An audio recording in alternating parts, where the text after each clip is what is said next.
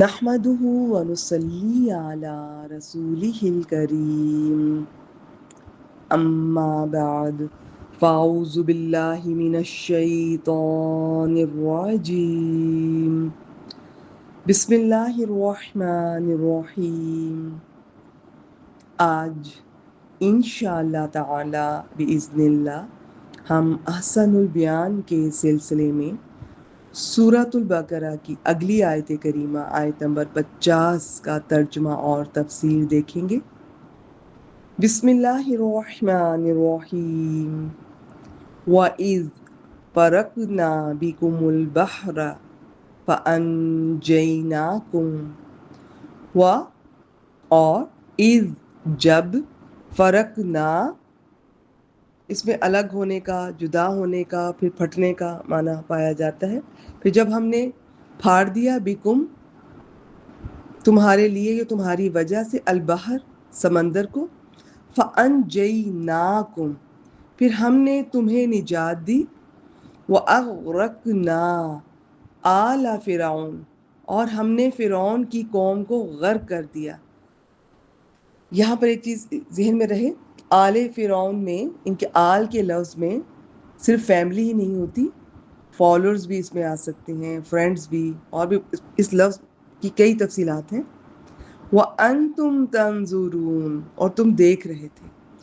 اور جب ہم نے تمہاری وجہ سے یا تمہارے لیے سمندر کو پھاڑ دیا، پھر ہم نے تمہیں نجات دی اور ہم نے فرعون کی قوم کو غرق کر دیا اور تم دیکھ رہے تھے.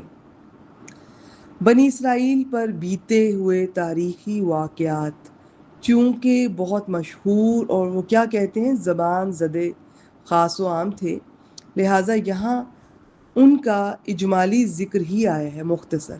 البتہ بعض دوسرے مقامات پر ان کی تفصیل بھی بیان کر دی گئی ہے.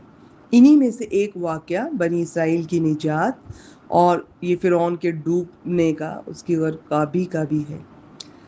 باقی فرعون کے ڈوبنے کے بعد اس طرح سے بنی اسرائیل جب جزیرہ نمائے سینا میں پہنچ گئے تو اللہ تعالیٰ نے موسیٰ علیہ السلام کو 40 راتوں کے لیے کوہ طور پر طلب فرمایا تاکہ اس نئی آزاد شدہ قوم یعنی بنی اسرائیل کو عملی ہدایات اور احکامات عطا کیے جائیں. موسیٰ علیہ السلام کے جانے کے بعد اس قوم نے یہ گائے کی پوجا شروع کر دی. مصر میں تو اس چیز کا رواج تھا.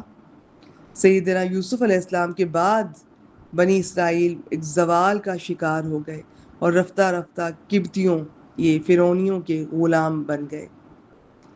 تو اور یہ بہت سے اور برائیاں ان میں آ گئیں جن میں یہ گائے کا کہہ لیں کہ اس کا ضرورت سے زیادہ یہ احترام کرتے، اس سے محبت کرتے، اس کی پوجا کرتے.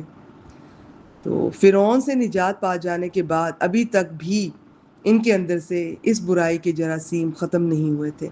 احسن البیان کی تفسیر بہت مختصر ہے، آئیے دیکھتے ہیں.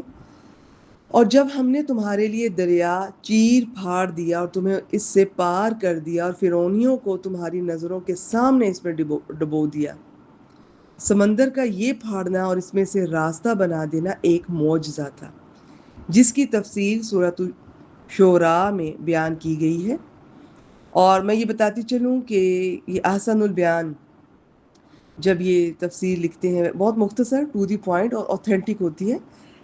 باقی کبھی کبھار اس میں کچھ تفصیلات لکھتے ہیں، کچھ لوگوں کے نظریات کے بارے میں بات بھی کی جاتی ہے اور ان کی تردید کی جاتی ہے.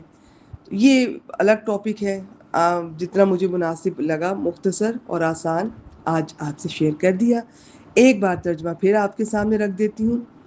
اور جب ہم نے تمہاری وجہ سے سمندر کو پھاڑ دیا، پھر ہم نے تمہیں نجات دی اور ہم نے فرعون کی قوم کو غرق کر دیا اور تم دیکھ رہے تھے. اذ اور ایزا جاتے جاتے ان کا ایک بار پھر بتا دیتی ہوں، دونوں اسم ہیں، دونوں کا ترجمہ جب کے ساتھ کرتے ہیں. فرق یہ ہے اذ اس کا ترجمہ زیادہ تر ماضی میں کیا جاتا ہے. دیکھیں میرے لفظ زیادہ تر پر بھی غور فرمایا کیجئے. اس کا مطلب ہوتا ہے کہ زیادہ تر ایسا ہی ہوتا ہے، کبھی کبھار ایکسیپشن بھی ہو سکتی ہے.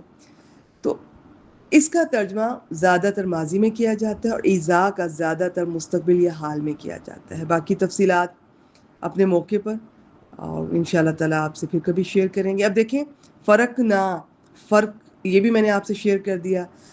البحر بعض اس کا سمندر کے ساتھ ترجمہ کرتے ہیں، بعض دریا کے ساتھ، اور انجینا نجات سے لفظ پہچانا جا رہا ہے، اغرقنا غرق ہونے سے، تنظرون نظر سے، دیکھنے سے۔ تو کتنے الفاظ ہیں جو اردو سے ملتے جلتے ہیں۔ تھوڑی سی محنت کریں، کوشش کریں، ریکارڈنگ اچھی طرح سنیں، اور اس کے بعد بھی ایک دو بار دہرائیں، انشاءاللہ تعالیٰ آپ دیکھیے گا کہ کتنا فائدہ ہوگا۔ آج کے لیے اتنا ہی، وآخر دعوانا ان الحمد للہ رب العالمین۔